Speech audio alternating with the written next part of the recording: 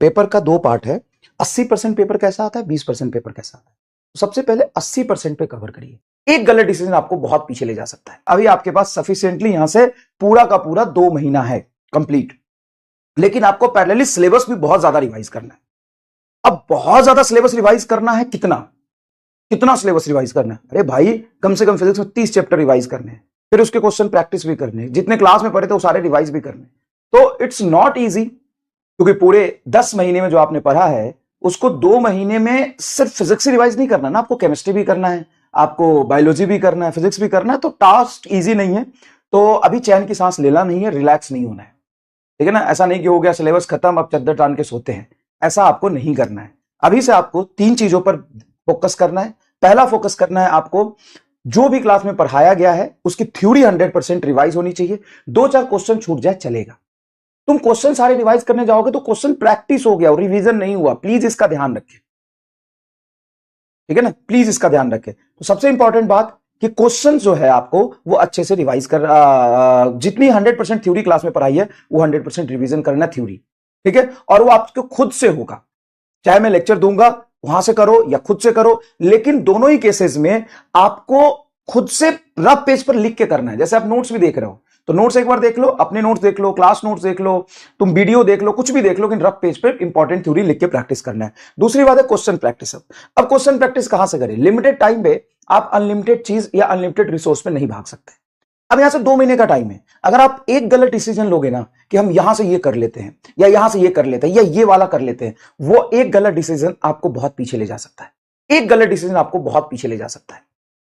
यहां से स्कोप होता है कि जो पूरे साल पढ़ा है उसको समेट लिया जाए, जो पूरे साल पढ़ा है वहां से समेट लिया जाए, ठीक है। जो भी पूरे साल पढ़ा है वहां से समेट लिया जाए। तो लिमिटेड रिसोर्स की क्वेश्चन प्रैक्टिस और साथ में अनएक्सपेक्टेड पेपर की तैयारी, दोनों चीजें हमारी करनी है। अब दोनों चीजें कैसे करनी है? तो आपको खूब सारे रिलेवेंट क्वेश्चंस की प्रैक्टिस कराएंगे हम, ठीक है। बट साथ साथ में आपको कुछ टेस्ट पेपर ऐसा देंगे जिसमें से 45 में से 10 क्वेश्चन आपसे ना बने। तो घबराना नहीं कि नहीं बन रहा मेरे से, आप उसके सॉल्यूशन देखना, उसमें से टाइम लिमिट के बाद थोड़ा सा समय देके 5-5, 10-10 मिनट समय देके सोचना। उस टेस्ट देने के बाद, टेस्ट तो टाइम लिमिट के साथ देना है। 45 मिनट का टेस्ट है, 45 मिनट में आपको टेस्ट देना है फिजिक्स का, या 1 घंटे का टाइम मिला है तो 1 घंटे में देना है। अब 1 घंटे में मान लीजिए कि 50-20 क्वेश्चन हुए, 30 क्वेश्चन हुए, बाकी के 10-15 क्वेश्चन जो नहीं हुए ना उसको थोड़ा समय देके हम सोचेंगे। अब समय देके हम सोचेंगे, हो गया तो ठीक, नहीं तो सॉल्यूशन देखेंगे, सॉल्यूशन देखने से हो गया तो ठीक, नहीं तो 1-2 क्वेश्चन छोड़ देंगे। अब ये ईगो पे चीजें लेना बंद कर दो भाई। ईगो और फोमो के चक्कर में ना बर्बाद हो जाओगे। एग्जामिनेशन के पैटर्न को समझो, ईगो पे चीजें लेना छोड़ो। और 45 में से 1-2 क्वेश्चन नहीं बनता है तो किसने बोला है कि तुम्हारा सिलेक्शन नहीं होगा? किसने बोला है कि तुम्हारा AIR 1 नहीं आ सकता? पेपर अगर 2025 जैसा भी आएगा, बच्चे कितना भी पढ़ के जाएंगे, लेकिन वहां पे as a student biology chemistry करने के बाद फिजिक्स का कोई भी भयंकर सवाल अगर सामने आ जाए तो समय वो ले सकता है। और आपके पास वही तो टाइम मैनेज करने का गेम होता है ना। तो सबसे पहले आपको रिलेवेंट सवाल ही वहां करने हैं, बायोलॉजी, केमिस्ट्री, फिजिक्स, और फिर टाइम बचे तो आप उस पर सोचिए, ठीक है। तो यहां से पहला प्रायोरिटी आपका क्या होना चाहिए? पहला प्रायोरिटी क्या होना चाहिए? पहला प्रायोरिटी आपका क्या होना चाहिए? पहला प्रायोरिटी होना चाहिए हमने जो भी कंसेप्ट पूरे साल पढ़ा है उसको समेटना, पहली बात। दूसरी बात, नोट्स के जो क्वेश्चन है वहां से क्वेश्चंस प्रैक्टिस करिए। उसमें 2-4 क्वेश्चन छूट भी जाए तो परेशान मत होइए, क्योंकि ऑलरेडी बहुत हाई लेवल पे हमने कंटेंट कवर किया है। इंपॉर्टेंट ये नहीं है कि एक चैप्टर 100% रेडी हो जाए, इंपॉर्टेंट ये है कि कंप्लीट फिजिक्स 90% रेडी हो जाए। ये बात समझना मैं क्या कह रहा हूं, बात समझना मैं क्या कह रहा हूं, बात समझना मैं क्या कह रहा हूं। इंप्रूवमेंट का मतलब क्या समझते हो? इंप्रूवमेंट का मतलब तुम अगर 45 में से 30 कर रहे हो तो 35 पे पहुंचो, 35 कर रहे हो तो 40 पे पहुंचो, 40 कर रहे हो तो 42 पे पहुंचो, 42 कर रहे हो तो 45 पे पहुंचो, अगर 20 कर रहे हो तो 25 पे पहुंचो। तो इंप्रूवमेंट का मतलब यह है कि तुम जहां लेवल पे उससे ऊपर जाओ। इंप्रूवमेंट का यह मतलब नहीं है कि हमारे क्वेश्चन तो 10 ही सही हो रहे हैं, हमारे क्वेश्चन तो 30 ही सही हो रहे हैं एग्जाम में और हम जे एडवांस का सवाल करेंगे। भाई साहब, इसको इंप्रूवमेंट थोड़ी ना कहते हैं यार। थोड़ा सा तुम उस टाइप के हो क्या, उस टाइप के हो क्या?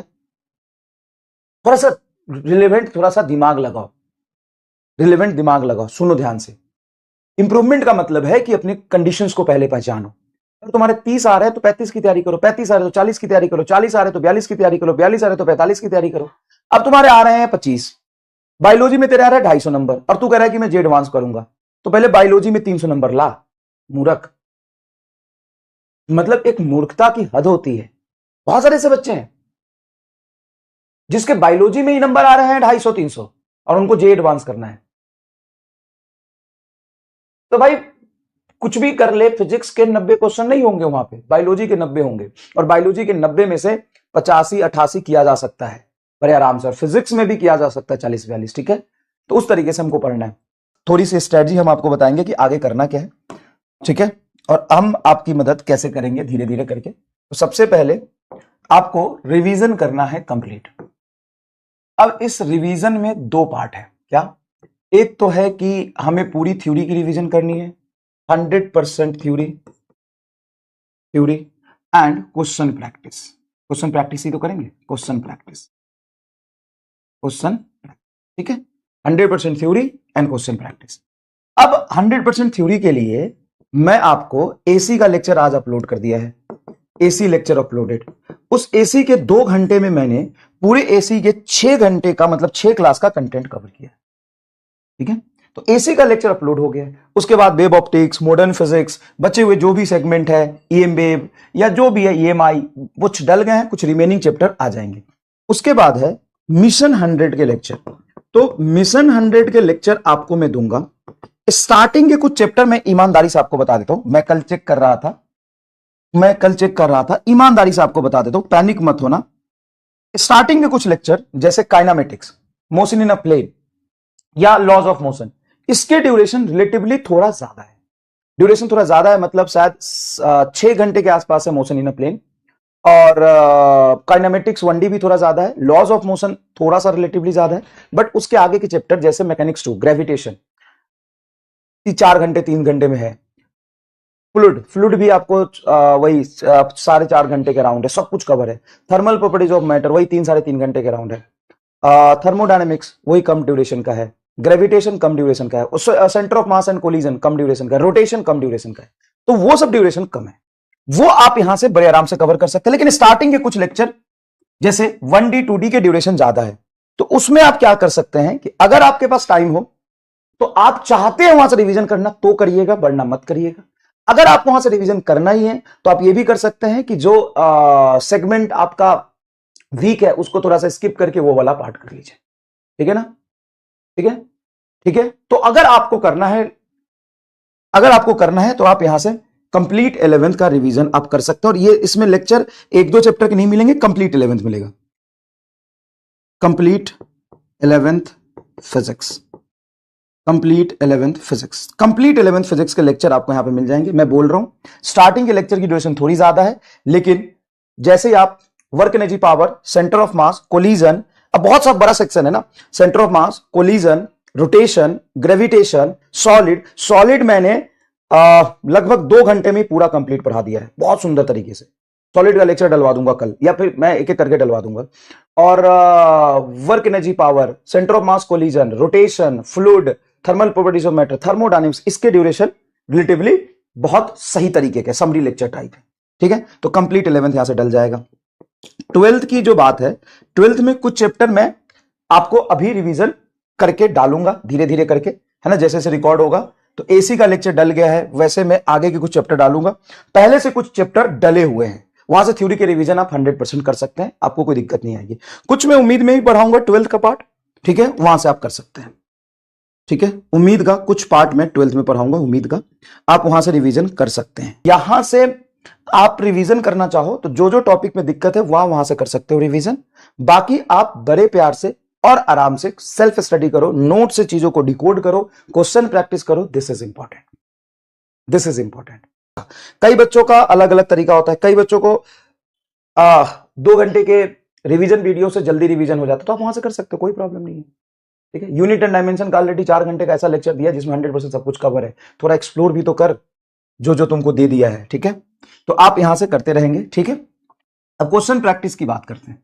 क्वेश्चन प्रैक्टिस में सबसे पहले मैं आपको मिस्टर फिजिक्स पूरा करने के लिए कहूंगा, उसमें कंप्लीट पीवाईक्यू इंक्लूडेड है। कंप्लीट पीवाईक्यू उसमें इंक्लूडेड ही है।